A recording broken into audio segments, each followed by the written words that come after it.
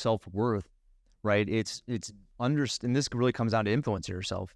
It's, loving yourself, recognizing you have value, recognizing that you bring something unique to the world needs and wants and benefits from.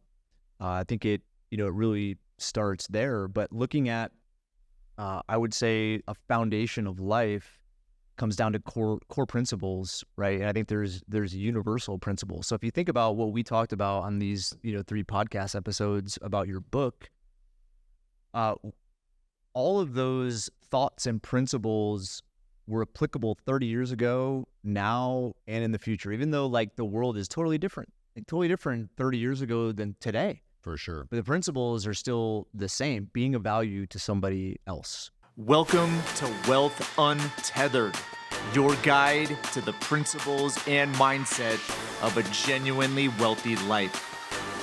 This podcast explores universal laws, principles, and strategies that lead to wealth and fulfillment. We delve into topics like investment, cash flow, business, estate and legacy planning, longevity, health, science, and more. All in an attempt to examine and challenge your mindset about what's possible for you. To learn more about Wealth Untethered, visit our website, wealthuntethered.com. Remember, our insights are not direct financial advice, so consult with your financial team before making any decisions based on the topics discussed in this show. Patrick, we find ourselves often like sitting at a desk like this in your office, sitting on the couch, and we just start going off on topics. And whether it's family, business, our own personal life, a friend, something. And it's actually in those moments and in those experiences and those conversations where like it prompts me, us, you and I to do like a bonus podcast and session to share some of those thoughts because perspective determines action. And it's not like we're deliberate and, I want to gain some more perspective. Well, kind of we are, but most of the time it's just like, hey, here's what I'm experiencing. Here's what I'm feeling. What do you think of that? And then next thing you know, here we go. That lands. I mean, yeah, I think conversation is, it's an expression of kind of what's going on inside of us, what we're dealing with, what we're, trying to do, accomplish, achieve, problems we're trying to solve. And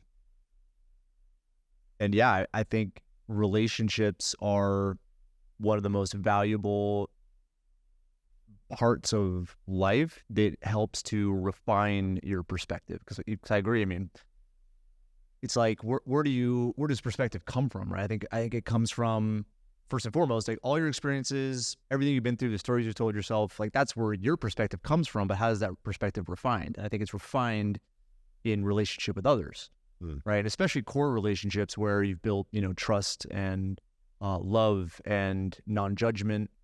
Those are relationships in which, you don't have to necessarily hold anything back, right? You can be authentic, open, and share things you can't maybe in a more superficial type of relationship. So yeah, so I feel like our conversations have, some core tenets of trust and empathy, and understanding and experience with one another over the years. So a lot of cool stuff comes from it, because I think would it be able to come from an individual like me by myself? No, I don't think so. Like I think in conversation, lots of things come out that are new. Some things that come out that are just maybe a new way of thinking about something. But no, that's why I love that we're going to do these bonus sessions, because we have a couple notes, but really no other agenda. Yeah, definitely.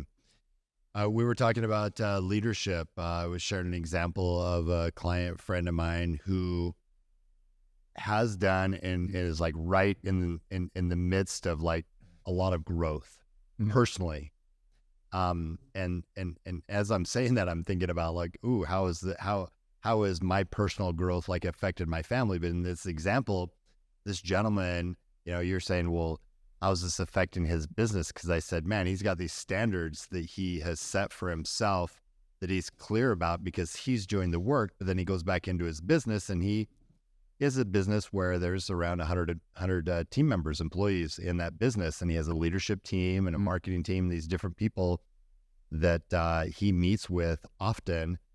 And he's like, he has this standard that he's just continues to raise. And we were talking about like the best ways to show up, to be the example and things like that. Yeah. I mean, I'd first say, it's kind of like our relationship, right? We don't really have like a profit and loss associated with our relationship or a valuation that, it makes a difference in the portfolios or the retirement accounts. So I think if you look at things in context of business, right, there are different stakes than like a personal friendship or relationship. Even us, we have personal friendship, but we have, business relationship as well. But the stakes aren't necessarily, defined in, business valuation and profit and loss, and it impacts others. I think there's just gain from it. But I think looking at it from like a business leader or manager position, it's an interesting dynamic, because in the end, you're responsible. You have stewardship to shareholders, to ownership, right, to the company itself, providing jobs for other people, which means it has to have profit, has to have equity, it has to be healthy. And so, going in and essentially having a standard for your life, having values that you live by that govern your actions, when you start to expect others to perform at that same level, I think a lot of disappointment comes from that, right? And so what do you do? Like, what do you do? I think leadership is one of those elements of life that has massive leverage associated with it. If you have good leadership abilities, I'm not sure if leaders are born. I don't think so. I think leadership it's a powerful thing to learn and understand and experience, and you can essentially rally multiple people around action that's just not possible for one person to do. Oh. Right? So having 100 team members, right, rallying around a cause and outcome, right, is it's going to make a huge difference that one person, 2 people, 10 people can't do. So now, how do you bring standards and values to a business, and then how do you integrate that into a culture? And it's challenging. It's really challenging. But at the same time, I feel it's possible, and if you can figure that out, huge gains will come from it. So, I think sometimes we, especially going to standards, like standards of business, right? The hours that you work, how you work. How you interact with people, how you care about people, right? How do you take that standard and define it in a way that can be replicated by others? Okay. And so I think, really the details of your philosophy about business or about what you want others to do, okay, I think it has to be first defined, right? And then obviously shown through your work. Yeah, because if obviously from a leadership example, you have to show by example. Because if you're saying one thing and doing another, right? If you're saying these are my values, these are my principles, these are my standards, and you're doing something different, right? Good luck leading. You're never going to lead. But if you do that, obviously you have to show examples. But then, right? Anyone, regardless of the position that they're in, right, has a level of standards and values already. So you essentially are trying to get them to conform to yours when right now they abide by theirs. And so I think the idea is growing, right? It is pulling people up as opposed to pushing, but it's creating an environment that is dynamic, that compels people to grow in a positive way. They have to choose the growth or choose out. If you try to force a person to grow, guess what? Yeah, not going to grow. They're going to resist. They're going to resist. It's kind of like, the Tony Robbins thing. You put your fist, and if I start pushing, I didn't tell you to resist. I just automatically did. Yeah, you just automatically resist. Like, so for those who are listening, we just, on video, Michael put his fist up to mine. I just put it up, and I just started pushing, and he started pushing back. Right. So that resistance, I think, is natural. Yeah. right? And so if you're trying to force a person to do something to conform to either behavior or standards or values, it's going to be a challenge because you're going to face resistance. But I think if you create the environment, right, where those are the standards, those are the expectations, but there is essentially like objective accountability associated with outcomes, whether it's customer feedback, right? You have what's called a net promoter score, scale of 1 to 10. You know, how likely would you recommend this to a family member, blah, blah, blah. We hear those surveys all the time, but there's a science behind it, right? Which shows like, did they experience, you know, Delta Airlines has a great one, which is, would you hire this person as a customer service rep if you own a company doing customer service, right? So there's objective ways in which customers or people give feedback that you can't, you know, you can't argue.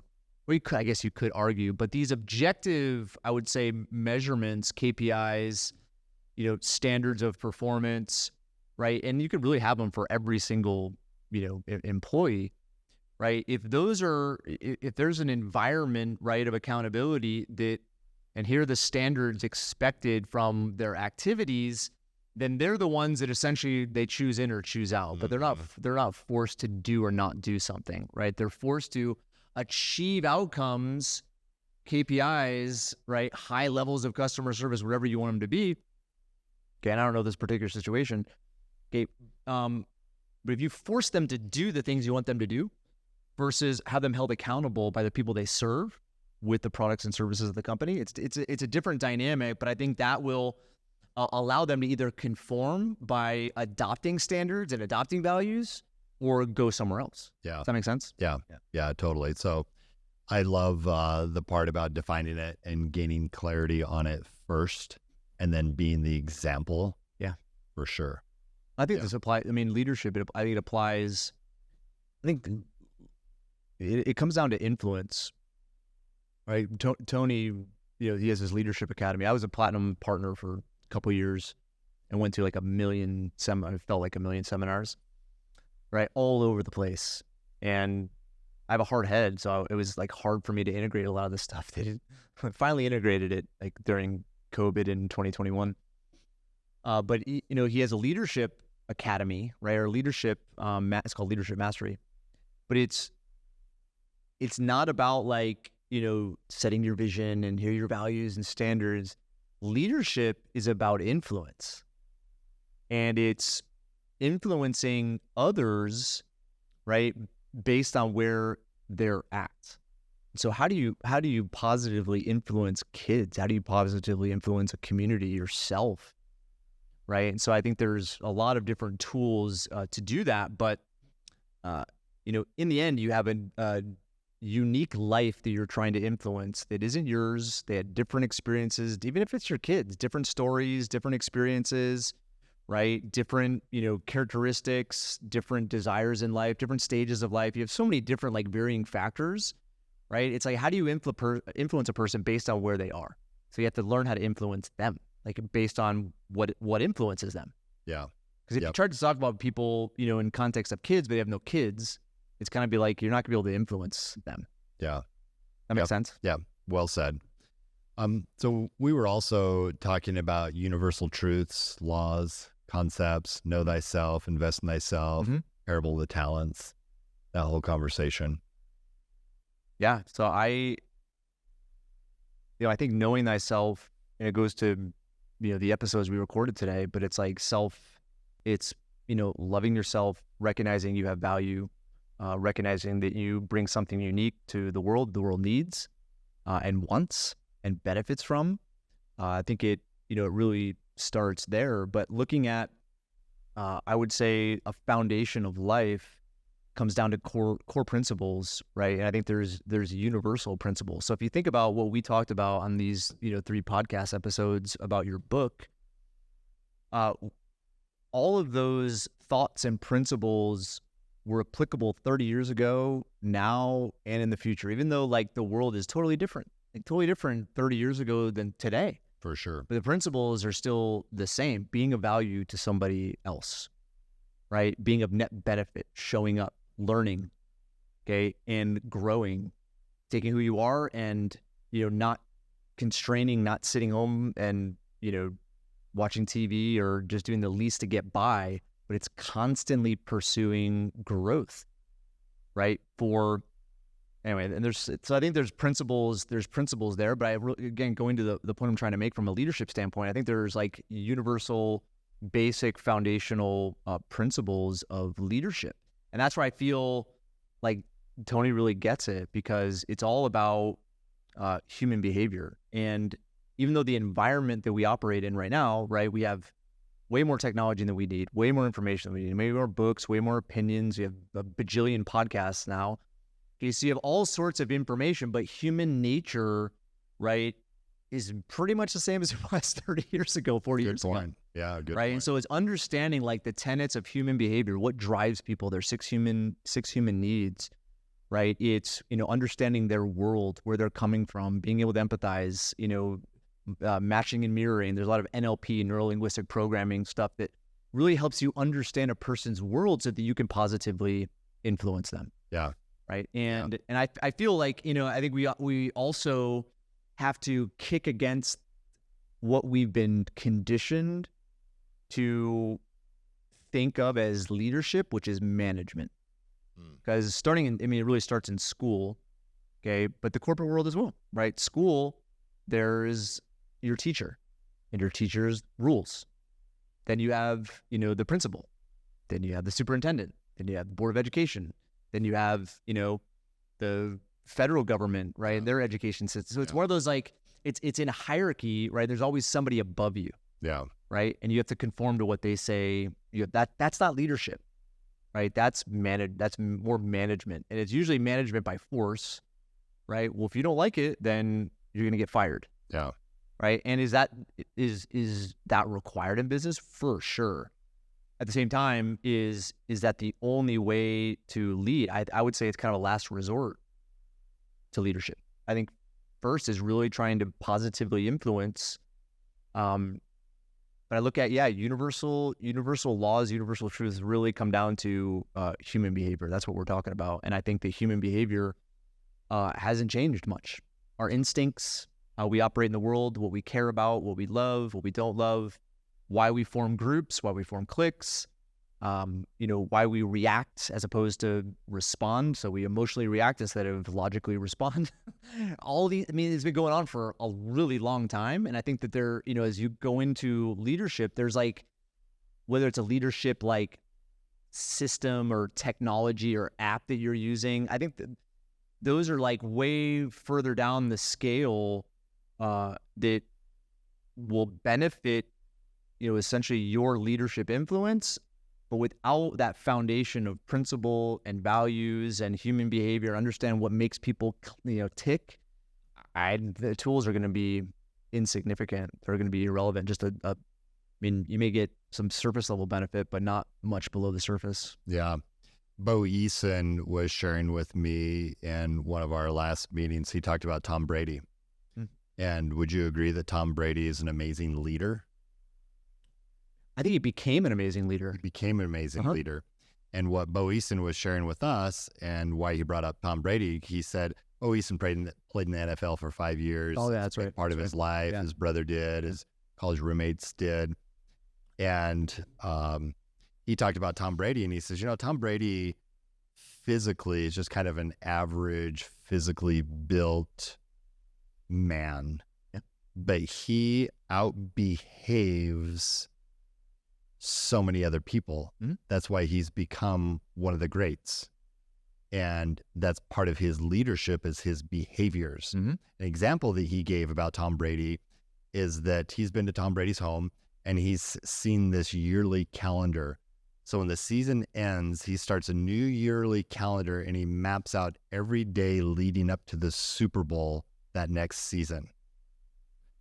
And his behaviors are put down on paper on a daily basis leading up to that. Mm-hmm. So the point there is that he'll outbehave maybe an average athlete mm-hmm. as far as physically, but his behaviors are greater than most other people, evidenced by the results that he's had in his life. Yep. I So I hear that and I'm like, oh, that gives me hope. Mm-hmm. I can I can work on my human life value assets. I can have fun doing it. I can look at my liabilities and transform some of them and extract more lessons from them and increase my human life value assets and have more net value in the world. And what shows up is not only more joy in my life, and leadership is a line item on our human life value balance sheet. It could be an asset or it could be a liability, depending on how we're utilizing it. For sure. But the behaviors, it gives me hope knowing, and all of you listening, Patrick, you and I, like, it gives us hope knowing that we can adopt and out behave and perform at whatever level we want to based on our behaviors. So I'll go, I want to get into the Tom Brady thing, because I think it's an interesting dynamic. First off, he probably had some work ethic built in, before he even got into the NFL. Because I know he was like chosen like way down in the draft. I can't remember what the number was or whatever. But I think he kind of learned system and started to adopt systems, and then he created an ecosystem or an environment that was known. And so I think players, when they were drafted into the Patriots or the Bucks, when a player came to operate in his ecosystem, I think that there were standards that were expected. There were values that were expected. There was a level of leadership commitment, behavior, for sure. And so I think the environment was understood. And if someone came into that environment and tried to like change it, okay, I'm sure people challenged him. I think they did it. They probably helped refine it. But I'm sure that there were way more cases of players like not succeeding or not coming to the, and I don't know, I mean, this is just conjecture, but I look at it as, he created an environment where, whether it's Belichick or him, like it was an environment where the values and standards were clear. We're going to win the Super Bowl. That is our standard. There is nothing less. I know that that's not the standard of all teams. So when you come into that organization, that's what I was saying before, is I think leadership, especially in a business sense, it comes down to hiring, right? Because if you're going to bring a new player into this ecosystem, they need to be crystal clear of what's expected of them. Okay. And there's values, there's standards. And so, but at the same time, if you're trying to develop standards in a system that don't exist right now, that's going to be more challenging. And because you're going to face those that were part of the old system now are going to become part of the new system. And so getting them to conform is challenging. And so I would say there's probably some grace in the transition period. But again, the same principles, same standards apply. I think if you create the environment, you start bringing new people in and they're performing at a high standard, either the people are going to be built up, right, and conform, or they're going to leave on their own. Yeah, well said. We at lunch today, Patrick, we were talking about some different companies that we know of, associate with, and one of them, I think one of them actually verbalized this was to someone we know. They said, "Well, we don't want to be the best." Yeah, I know. If you have an organization that makes the claim they don't want to be the best, red flag. Yeah. Because well, I would say if it comes from leadership, that's a red flag. Yeah. Go top down. Yeah. Because everything else, like if there are those that are 3 levels in, that's a big organization. If there's 3 levels in, right, and they're trying to make change, they're trying to do more and be more and aspire, they're going to face resistance at the top. Yeah. So anyway, that's why I say, from a universal standpoint, obviously the environment's always going to change. Economy is always going to change. Society is going to have its preferences. Okay. But I think there's some fundamental universal principles, values, standards that govern successful human behavior that you can apply to business. You can apply it to your family. What are some of those? Let's talk about it. Well, I'll go to my family first, right? For me,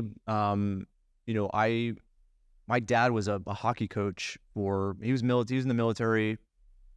His dad was in the military.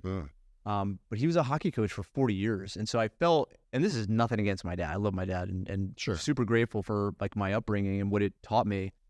Okay. But my environment was, the standards were really high. Right. And I just thought my dad was an asshole half the time, right? Probably more than half the time. And, we got into battles throughout my childhood, same with my brothers. So what I tried to learn from that experience, and again, I'm no fault of my dad. Like if my dad was you respect him. If he was choosing between, hey, I'm going to be a dick to my son or my kids, but I'm going to do it, because, I'm teaching them good principles. I don't think he was choosing between this or that, right? It's like, this is, he did his best, and this is what he taught him. And I totally respect and love him for that. But I learned bringing to my family is I have really high standards for my kids, right? Whether it's how they treat others, it's how they behave in school or extracurricular activities. So the standards are really high. But what I've tried to do is set aside very specific times and just give them context to why I push, why I expect, where the standards are. And I try to clarify that context as often as possible. And the context is like, listen, like I would lay down in traffic. I would, in a heartbeat, sacrifice my life if that's what it took to keep you alive or make you safe. And my role, my stewardship is to love you and protect you. At the same time, my role is to teach you, right? And it's to teach you to become someone who can take their gifts to the world and be of value to the world. Be a person who inspires, who benefits in whatever capacity, because they're all different. My kids are like totally different. And I don't care what it is. It could be, as a business leader, it could be as an artist, it could be, sure. But it's there. I try to instill in them, like, you're unique, you're special, you have gifts, and those gifts are meant for the world. So these are not conversations I'm having like every day with them. Okay. But there are specific times I set aside frequently, right, to recontextualize the environment. This is why the standards are so high. This is why we push. This is why we do what we do. And so I think that's, again, I feel it carries over to business, right? Where, I've made so many, I made so many errors in business, like bad calls, bad hires, good hires treated badly. Dude, it's all over the place. And I've made so many mistakes, and I have so many hardships and heartaches. Okay. And same thing in like raising kids and being married. Like it's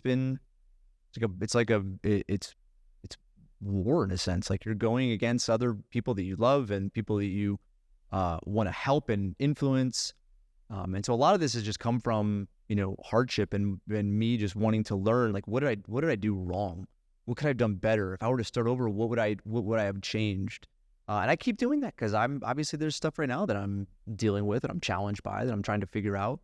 But ultimately, again, the foundation is what's something that's universal. Like I got to stick to the universal basic principle, right? Before I start to go into any type of like tactic or business strategy or marketing strategy or this or that. Like you got to get the fundamentals down, right? The foundation down, and then start to build components on top of that.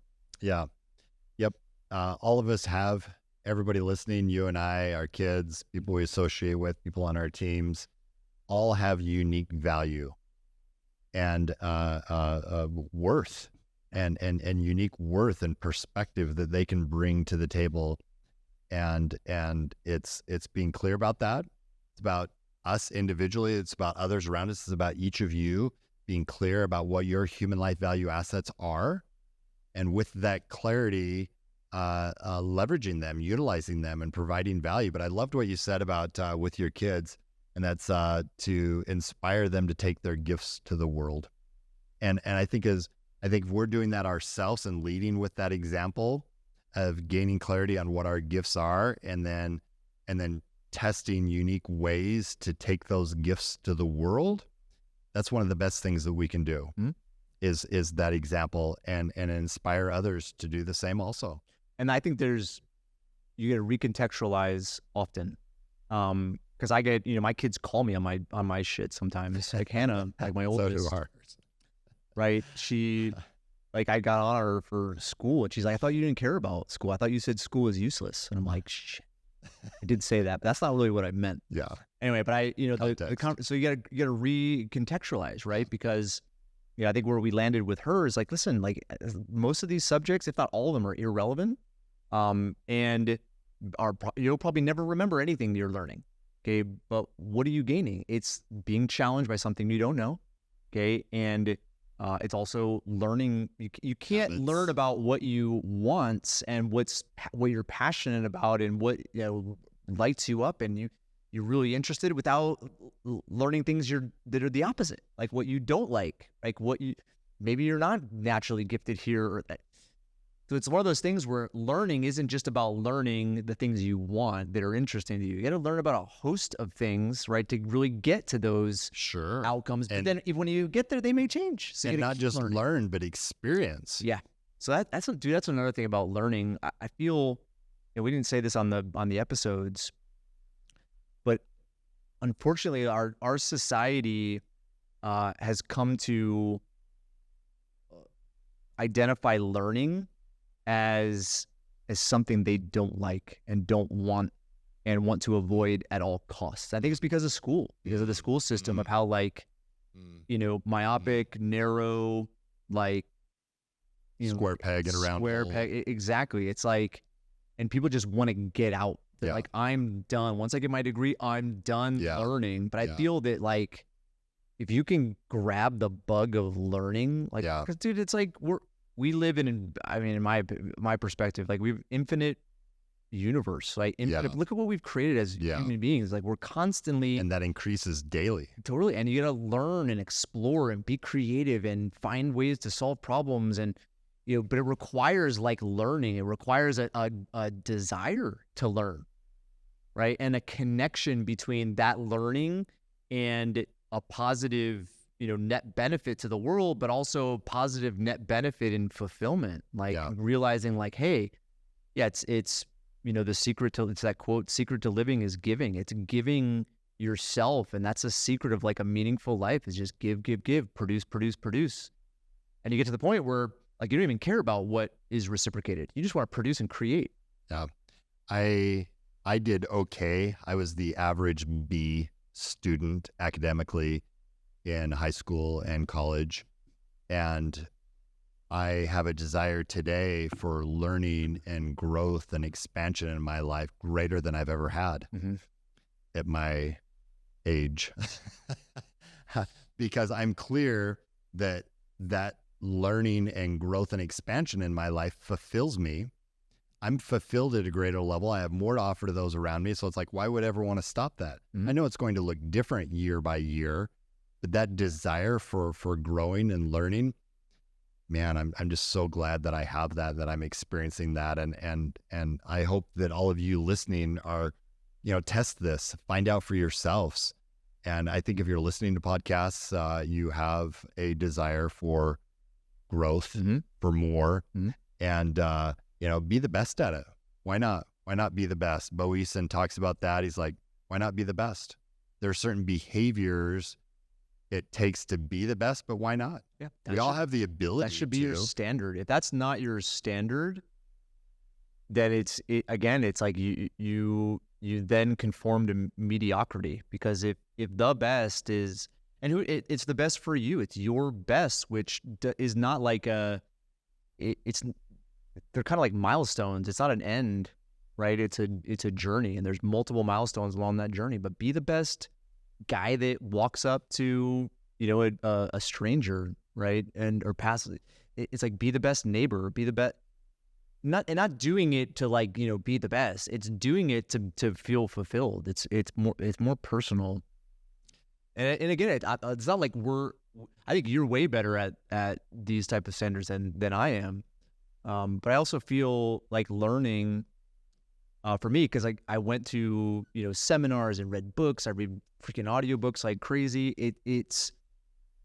I don't know if that's knowledge. I think that's information. I think knowledge is when you connect information to something that's relevant and important to you, and then you apply it. It's now a part of your life. And I think, and it's a constant, it's a constant experiment, right? You're always trying new things, and the world is going to tell you, society is going to tell you, the universe is going to tell you, your body is going to tell you. If you don't like something, you're going to know. Yeah.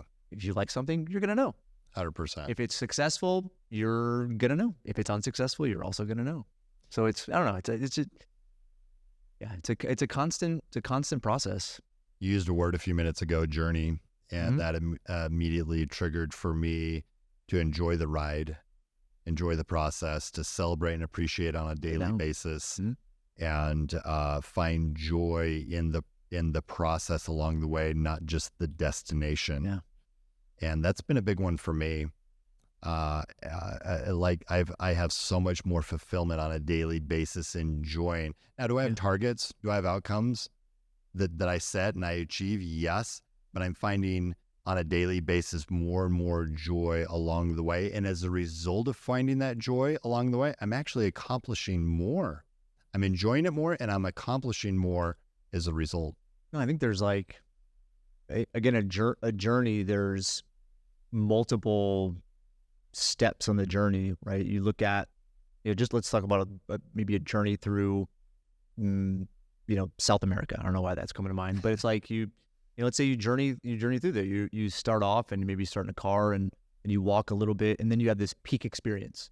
Okay, but getting in the car and walking a little bit was part of that peak experience, and so it's appreciating and understanding that. Because I think sometimes just people live. At least this is where I found some disappointment in my life is I relied on these big peaks, right, for fulfillment, these big achievements, these big outcomes, right? And I'll be fulfilled when it's like it's the have do be instead of be do have. But dude, I think the especially the business that we're in, time isn't guaranteed. Period. Like you have no control over time, and you have no control over the time that's given to you. So looking at outcomes 5 years from now, 10 years from now, I mean, who knows if you'll be around next week? You don't know. Yeah. Right. Or you don't know. Lots of things can change along the way. Right. So I feel like the steps, right, are just as valuable, probably even more valuable than some of those milestones. Yeah. 100%. And being aware that as we set out towards something and we're enjoying the process along the way, by setting out towards that exposes us to something that we don't see now, that takes us in another direction, and that other direction could be even bigger than where we originally started out. For sure. And strategic coach Dan Sullivan, if we haven't talked about this before, he calls it a strategic byproduct. And so being aware of that, and again, celebrating and appreciating along the way, all of that creates more momentum. It's healthier for us inside energetically, and that healthier energy inside of us manifests itself with our creation, with our relationships, and the things that we experience on the outside. No, I think regardless of the relationship, right, we first off, like it's taking ownership that we do make a difference and we do have influence. And I think it depends on the type of relationship. But still, I think, again, coming down to the principles of human behavior, you can make a positive difference in so many people's lives, right? And whether it's your kids, a stranger, your neighbor, an employee, we got to define the relationship first, right? And understand the principles of influence, and then go to work, try to be of value. I mean, there's hundreds of opportunities every single day. But I'll go back to what we were talking about before is you can have a lot of information and you can have a lot of knowledge and you can say words, but I think the fulfillment in life comes from your feet moving, right? It's actually doing something, right? It's Action. It's integrating that information, knowledge, experience into your behavior, and doing that as often. Being aware of that as often as possible. And that's where like the physical experience, like of what you want, comes from. Yeah. It's in the, it's actually physically manifesting, that knowledge, that information, that experience. Taking action. Yep. Yeah. Leverage, utilization, action. Definitely. Yeah. I think there's a leader in everybody, and a really powerful, inspiring leader. And it's just finding that part of you, nurturing it, teaching it, and then finding ways to express it, experience it. Yeah. Yep. I view so much of this, Patrick, as a stewardship. and not stewardship in a negative way or I have to type of thing, but in an Obligated to. yeah, not an obligation in any way, but something that I'm empowered by. It empowers me to gain this knowledge and to share it with others. Like there's a deep sense of personal fulfillment within me to share it, and so it's a very empowering stewardship that I feel, and for me, it's a beautiful way to live. And it never ends. I mean, there's all, I think every day it offers us just huge opportunities for growth and for feelings of fulfillment. But I think it also comes recognizing that, who you are now, and, what you bring to life, it's pretty baked in. Like, that's another interesting piece, like a paradox in a sense, where there's so much information, so much knowledge, so many books and podcasts, right? It's like, I'll use health, right?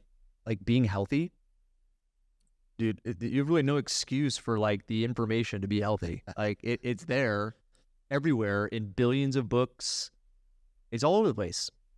Yet to be healthy, okay, you actually have to do something. And if you're not healthy, it requires changing behavior, and changing people's behavior is like ridiculous, because changing your own, like doing something different. Yeah. And doing it permanently, it is one of the most challenging things to break, right? And I would say the same thing goes for, family and kids. Like people conform to a way of doing things, and they feel safety and certainty, right, associated with doing things that they're comfortable with. If you want to get them out of their comfort zone, dude, it's going to require, breakdown. It's going to require challenge. It's going to require difficulty. That's part of the process. Yeah. I think that's a core message that we're sharing in these podcasts, is that we're creating desire. I feel like we're creating desire for people because we've created that desire in ourselves, that we know that by challenging ourselves, by taking on and challenging our behaviors and adopting new ones and looking at what's working and what's not working, brings us deeper fulfillment and happiness in our own life. Yeah. So it's truly out of self-interest that we challenge ourselves. It's not always easy. Mm-hmm. It's not always comfortable, but it's in that not being comfortable that fulfills us at deeper levels. Yeah. Well, yeah, I think most of the principles of life are essentially paradoxes, right? Which is, we want to grow, but man, we got to essentially get in some pain in order to grow. Right? Yeah. Yeah. Yeah, it's like, there's a lot of different ones, but it's been good. It's been a good bonus. Yeah. Excited about what we're worth. Again, it's a business fable that will take you through David Shawcross's life. Mm-hmm. And what he experienced, the lessons that he learned. I think it's fun. There's some action in it, some drama. Mm-hmm.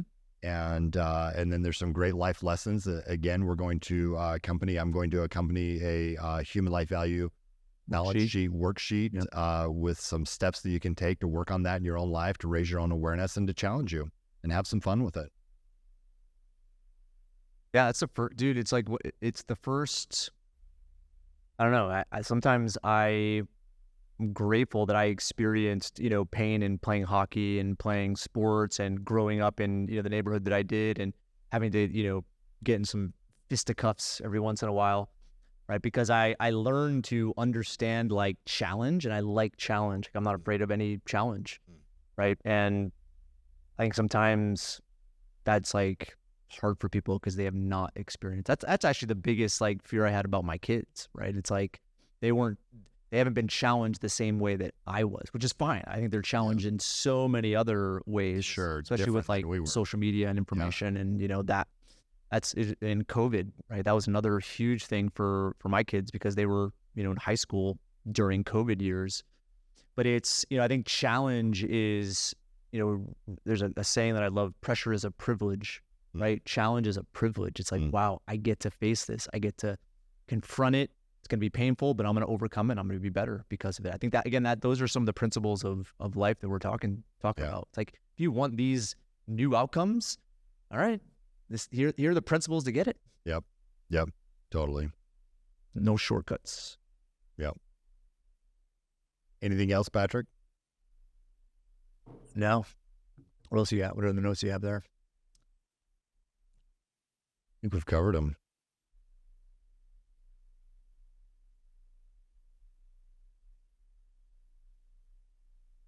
It's interesting. I think going back to Maslow's hierarchy of needs, it's like relationships, and there's so many different types of relationships, but relationships essentially as a need preceding self-esteem, right? I think that's an interesting dynamic, and it's, again, who do you have relationships with, right? And so many different levels, right? But it's understanding the dynamic of like, wow, your fulfillment in life is going to come through people. It's going to come from relationships. It's not going to come from anything. I mean, it may come from some personal fulfillment, knowing that you've achieved something, but people are usually required as part of the process, right? So mastering relationships, I think, is a very interesting. Yeah, it's an interesting pursuit, and I would consider it as something everybody has to pursue if they want to be successful in a professional capacity. Is understanding people, understanding relationships, understanding those dynamics before you understand yourself. Yeah. So for our listeners, Patrick, as I hear that, I want to challenge everyone to look at this. This is a line item on your human life value balance sheet. You can choose to or not. It's either working or not working. But where are you at in your relationships? Where do you want to be? Are you where you're at, or are you where you want to be, or is there some improvement there? And again, they can use the Infinity Wealth tool. They can use the Human Life Value Balance worksheet that we have out, that I have out to go with the book, and they can do some work on it and find joy in that work.